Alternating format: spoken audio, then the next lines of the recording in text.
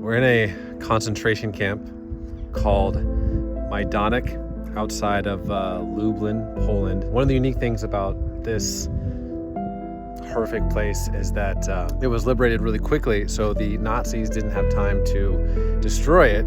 So it's pretty much looks untouched from the time of the Holocaust, which